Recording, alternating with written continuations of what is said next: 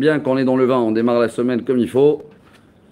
Page 59, Rabotai, Avodah Zara, c'est la page de Shabbat.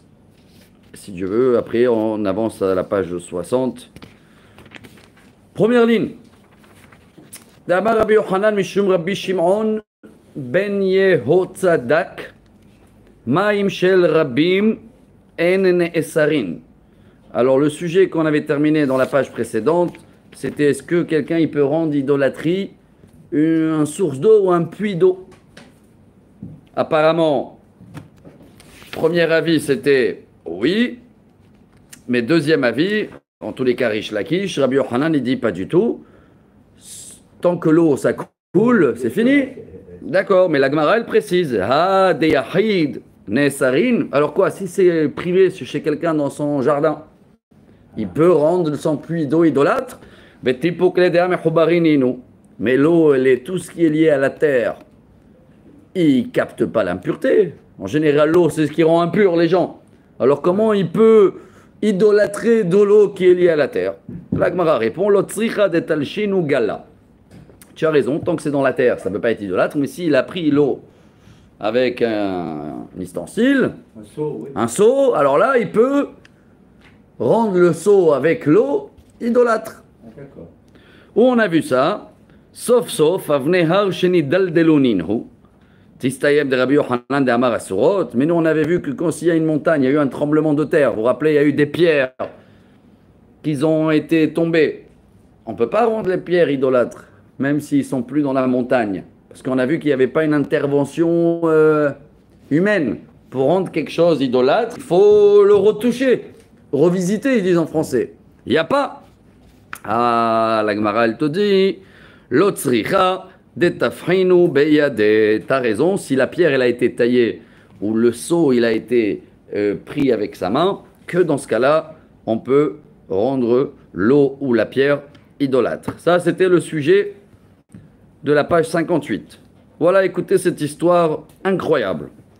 Rabbi Hiya, je suis dans la ligne 6, Bar Abba, Ikla les Gavla. Rabbi Hiya est arrivé dans une ville, elle s'appelait Gavla. C'était une ville très mélangée avec des juifs et des non-juifs. Haza benot Israël, demi abran migoim, shemalu velotavlu. Et ils ont raconté qu'il y avait des filles d'Israël qui sont enceintes par des non-juifs qui ont fait la moitié de conversion. Ils ont fait la Brit Mila, mais ils n'ont pas fait la Tvila, Mikvé, ils n'ont pas fini. Il n'a rien dit, vous allez voir tout de suite les conséquences. Et après, il a vu Haza Hamra de Mazgou Goïm Veshatu Israël. Il a vu que les gens ils buvaient du vin qui a été fabriqué par ces moitié non-juifs, appelez ça comme ça. Il n'a rien dit. Troisième cas, Haza Turmusa, Tarmus. Vous aimez ça dans l'apéritif de Shabbat? Les Marocains, ils aiment bien. Les lupins. Les lupins. Voilà, c'est comme des pois chiches plates, là. Ouais, ceux-là, ils sont connus, qui sont très durs à cuire. Les févettes. Les Oranais, ils adorent. Moi, j'aime bien ça. Ils aiment, même les enfants, ils aiment bien ça. Mais... Les févettes. Ouais, c'est bon ça. C'est bon pour le. Je sais pas, c'est pas très bon peut-être pour l'estomac, mais ça passe bien. Les févettes, c'est les petites fèves. Oui, non, les févettes, c'est pas les ronds, les jaunes. Non, mais ça, c'est les lupins. Les lupins, ça n'a rien à voir. Voilà, vous connaissez ça? C'est tramous, ça s'appelle en arabe, non? Alors ça, c'est connu dans l'époque du Talmud, même aujourd'hui. C'est une cuisson très très balèze, à tel point que dans le Talmud, ils a 7 fois ils le passaient dans l'eau bouillante. Ça veut dire qu'il faut vraiment beaucoup de temps pour les cuire. Sinon, ils sont immangeables.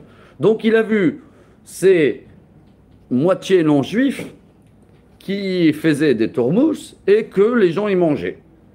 Il n'a rien dit.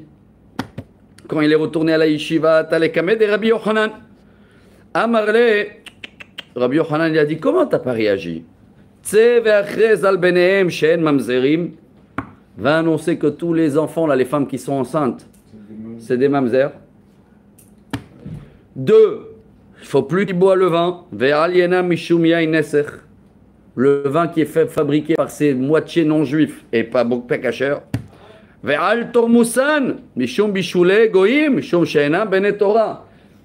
Et même les trmous, là, les lupins, ça s'appelle une cuisson par un non-juif. Et c'est interdit de les manger. Et la Gemara, elle explique. Al benem shem mamzerim. Rabbi Yochanan l'etamed amar Rabbi Yochanan leolameno gerachik boy mol vitbol. Ce Rabbi Yochanan, il dit tant qu'il n'a pas fait le mikvé, même s'il est circoncis, il n'a pas encore catégorie de juif. Donc automatiquement, Kevin de l'Otaville, il n'a pas fait le mikvé.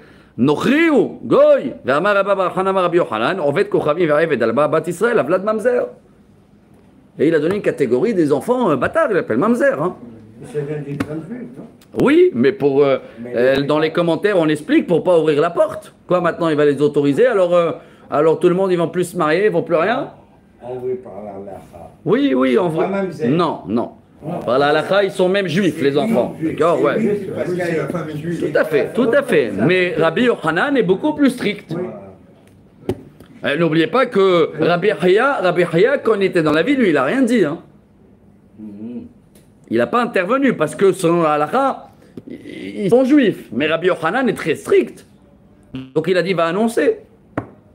Là, c'est pour arrêter ce système. Exactement. Ve'aliena mishum ya'inesech, mishum lech lech amri nezir ascho scho le karmalotikrav. Et le vin, même s'il est pas tout à fait pas cachère, mais ne dit pas au nazir, va faire une journée d'excursion dans la vigne. C'est une métaphore, hein. D'accord? Ou ne laisse pas le, comment ils disent en français, le chat garder le chat garder le lait, là, ou je sais pas quoi. Il n'y a pas une phrase comme ça ou pas? Le chat garder la souris? Peut-être, ouais. Là aussi, ne ouvre pas, je ne connais pas cette phrase, mais en tous les cas, en hébreu, le nazir, comment on l'appelle en français? Le ascète. C'est celui-là qui ne peut pas toucher le vin. Ouais, ne va pas l'amener toute une journée dans la vigne. Alors là aussi, même si le vin, il n'est pas tout à fait non cachère, mais Rabbi Yochanan, il est strict. Ve'al tormusam mishum bishul egoim nefishena bnei Torah. Tama dena bnei Torah share. Et quel est le problème avec ces lupins là? Nous, on sait que dans la halachot de cuisson, chaque chose qui se mange crue, voilà, la Gemara, elle te dit. Ve'amar Rav Shmuel bar Rav Yitzchak amar Rav kol shenechal kemot shehu hay en bo mishum bishul nochrim. Chaque chose qui se mange aussi crue, il n'y a pas de problème de cuisson par un non-juif. D'accord? Une omelette, on peut manger l'œuf cru. Ah oui, d'accord. D'accord? Donc l'omelette, c'est pas. Mais il y a une autre catégorie. Rabbi Yochanan qui est lish nasvir ale. Amarav Shmuel bar Rav Yitzchak amarav. Kol sheno ole le shulchan shel melachim le lapet bo et apat. En bo mishum bishul egoim. Tama dena bnei Torah. Ha bnei Torah share. Il y a une autre catégorie. Ça doit être un plat qui monte sur des tables royales. Ça veut dire un plat de chef. Mais si c'est pas un plat de chef, comme les pâtes. C'est quoi? C'est de l'eau avec... alors, il n'y a pas de problème de cuisson. Mais ce rabbin-là, même pour les lupins, il n'y a rien, ils ne mettent pas quelque chose dans l'eau. C'est de l'eau et les lupins. Même ça, lui, il a interdit parce que ça ne peut pas se manger cru. N'oubliez pas que ce n'est pas la halakha dans les trois, mais c'est l'avis de Rabbi Yochanan. Bon, on va terminer avec une question, cette page. Baoumine Merav Kahana. Goy, dans la ligne 21, je suis. Est-ce que tu as le droit de demander à un Thaïlandais? Ce matin, quand on avait parlé, il y avait des Thaïlandais là. Parce que c'est eux aujourd'hui qui font la vendange en général, hein, en Israël. C'est des professionnels et c'est des bosseurs. Et ça coûte pas cher. Alors, est-ce qu'ils ont le droit de couper le vin et d'amener les raisins à la vigne? C'était la question. Amar leo asur. Mishum lech lecha amri nezira sechor lekar malotikram. Rav Kahana n'est pas d'accord, il dit non, de la même manière, on ne va pas prendre le A7, là, le nazir, dans l'app. À quoi ça sert qu'ils vont toucher le raisin? Le risque qu'ils vont toucher après le vin, on évite tout. C'est pas la halakha. Hein. Ah ouais, c'est le risque. Le risque. Eiktive Rabbi Yeimar le Rav Kahana. Rabbi Yeimar, il n'est pas d'accord. Goy shevi anavim la garde saline, je tourne la page.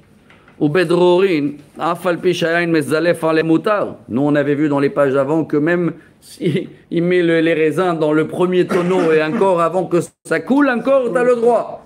Alors pourquoi tu l'interdis d'amener, faire le livreur et d'amener des raisins à la vigne? Il répond, Amarle hevi kamart, ana le kathila kamina. Il vaut mieux d'éviter. S'il a déjà amené, le vin reste cachère. Mais si tu peux trouver, et voilà où c'est beau, je fais une parenthèse d'Alakha, si tu peux trouver le même travail avec le même tarif par un juif, il faut prendre un juif. Bien sûr. Mais le fait que c'est introuvable aujourd'hui, donc tu as le droit d'utiliser, et c'est vrai dans le Nord, je sais, mon frère dans sa vigne, il utilise des Thaïlandais, et des fois quand il n'y a pas assez des Thaïlandais, pendant la période de vendange, il amène des Arabes des villages à côté, que c'est leur travail, hein. Les Arabes israéliens, c'est des professionnels, c'est pas évident de travailler dans la journée, dans le soleil, à couper les raisins, à les mettre dans des grandes bols, et après c'est les Thaïlandais qui roulent là dans le tracteur, et ils amènent les caisses jusqu'à la vigne. À partir de là, il y a déjà le contrôle rabbinique pour se rassurer qu'il n'y a plus de contact avec les raisins. Une histoire. Elle est belle cette page, elle est courte. Haou, n'oubliez pas, hein, courte page, grand commentaire. Donc ne prenez pas tout ce qu'on parle en premier degré. On n'est pas dans la halakha, on est dans la Gemara. Et voilà, bientôt c'est Sukkot. Dans combien de temps 2 mois. 2 mois. Alors voilà une petite histoire avec un etrog pour vous. Haou etroga. Ouais, ça passe vite. Ligne 3. Il y avait un etrog de Nafal le Havita de Hamra. Il est tombé dans un tonneau de vin. Idre Goy ou Chakle. Vite, il y avait un non-juif à côté du tonneau. Il a plongé dans le tonneau, il a plongé sa main pour ressortir le etrog. Bon. Amar Leo Avashi. Niktou aleyade ki echidolo le chercherbe. Ou bartsoua ad de shaifa. Incroyable. Vite, qu'est-ce qu'il a dit le rabbin? Attrapez-le sa main tant qu'il a sa main dedans dans le tonneau. Qu'il ne sort pas sa main. Et entre-temps, il renverse tout le vin à un autre tonneau. Et nous, on a vu qu'un corps, il a le droit d'avoir la main dans le premier tonneau avant que ça devienne du vin. Voilà la solution du rabbin pour sauver le vin. Amaravashi. Donc ça, c'était une histoire avec le etrog, rappelez-vous. Et regardez encore comment on rajoute. Hein, ça fait combien ça fait 5 pages qu'on est déjà dans le vin. Regardez comment chaque cas doit être bien tranché. Comme on avait dit, je ne sais pas si je l'avais dit là, mais je connais des histoires de famille qui ont duré des années à cause d'une bouteille de vin, qu'un des frères n'était pas religieux et qu'il a touché, que l'autre s'est vexé, que l'autre il n'a pas bu. Chaque cas doit être tranché. Vous voyez bien qu'il y a des fois où il y a toujours des solutions pour ne pas se bagarrer. Hein. Donc ceux-là qui cherchent les bagarres, ils vont trouver toujours les circonstances pour le faire. Ceux-là qui cherchent des solutions, voilà.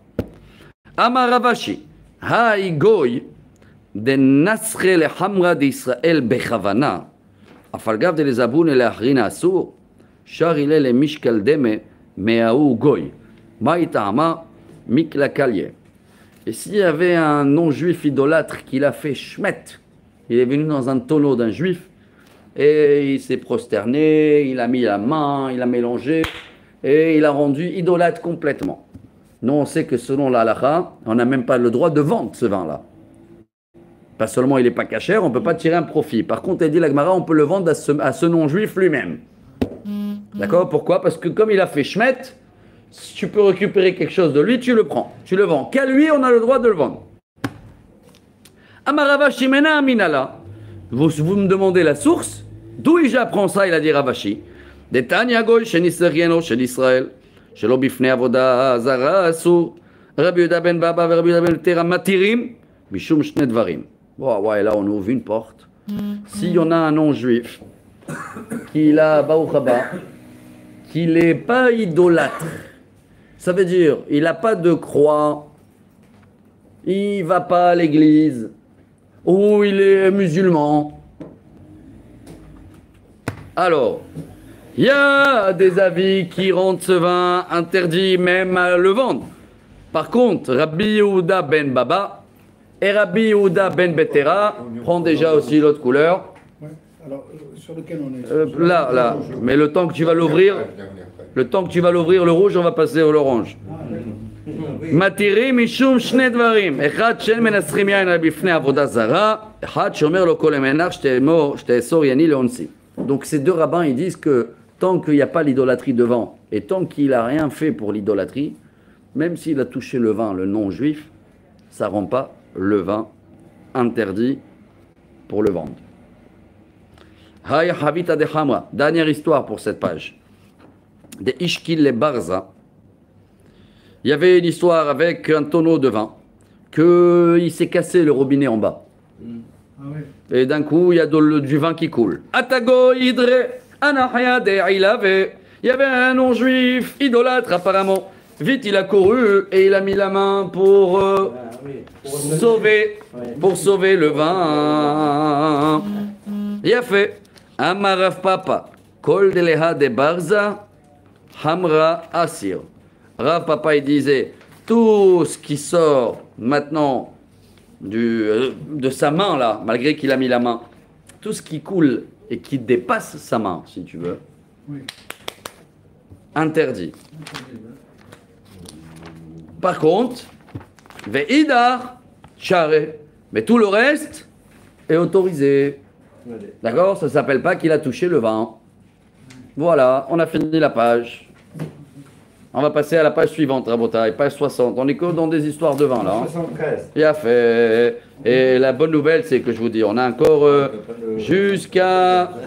Oula, on a peut-être toute la semaine encore. On a une bonne semaine, pratiquement, hein, qu'on sera encore dans le vin. Excellente semaine, si Dieu veut. Qu'on sera tous bien, mais pas saoul.